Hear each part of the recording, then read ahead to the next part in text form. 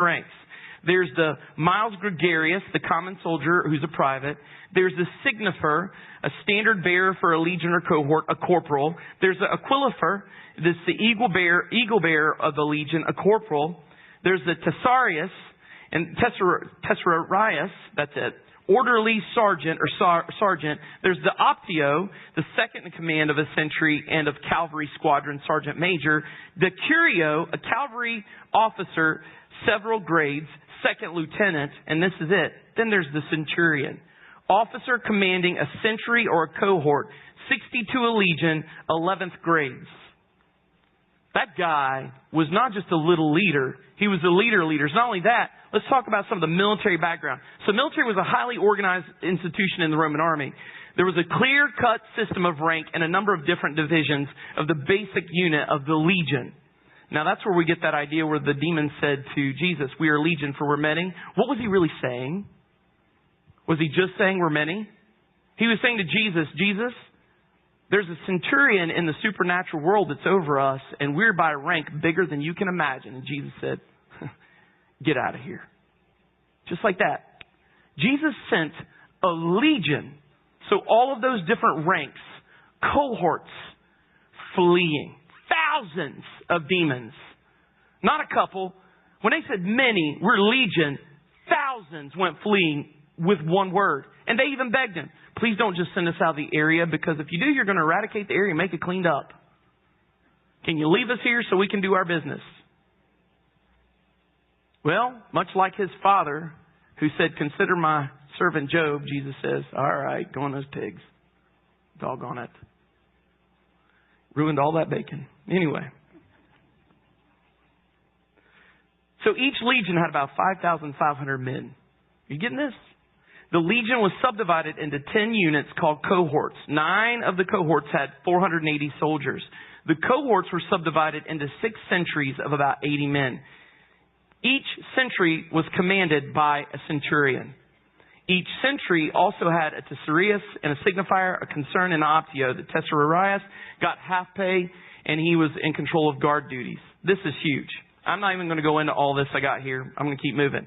Let me say this. Centurions were not allowed as much of the military to marry. They gave themselves up to their job.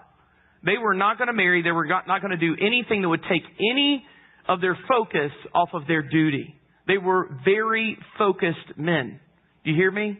Do you know when Paul talks about, not being married, and if you can not be married, you can stay focused?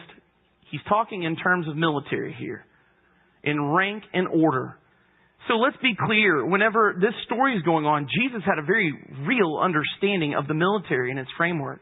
The centurion had a real understanding of the military and its framework. It affected everything he saw and the way he looked. He'll tell us that by the end of the text. You remember just reading it?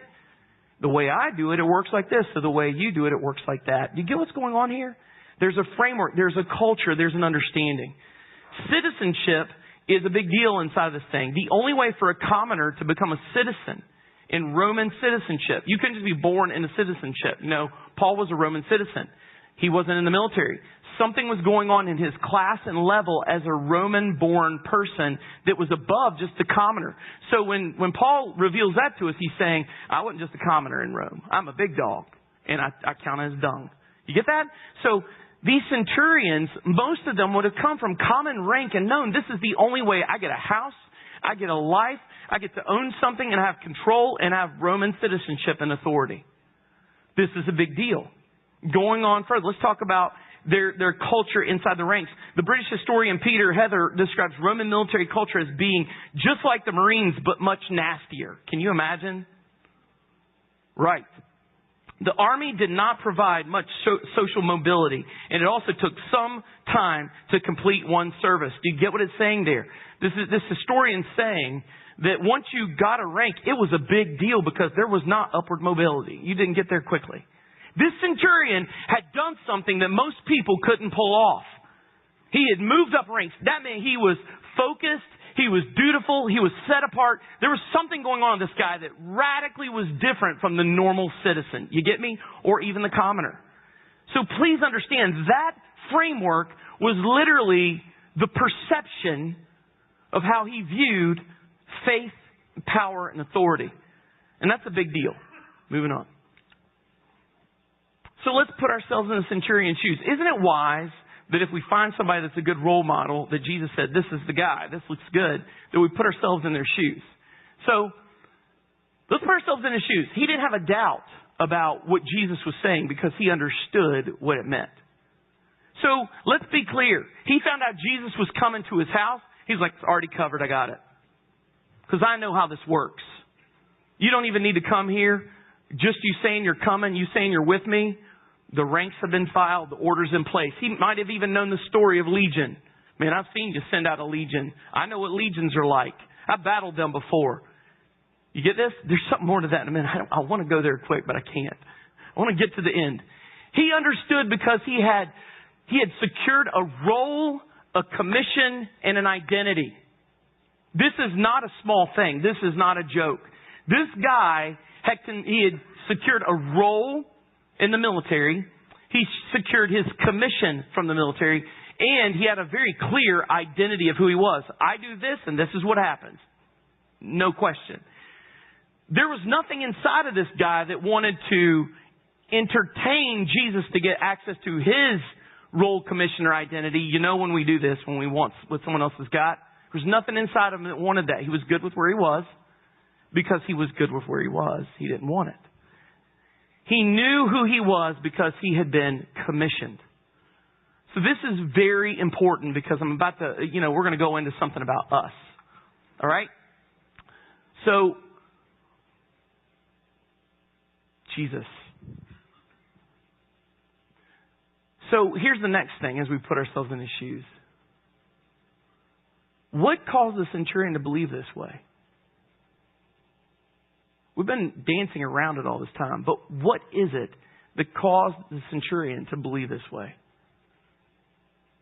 Did he believe this way because overnight someone told him he had all these roles, identity, and everything else, and then because they said it, it was done?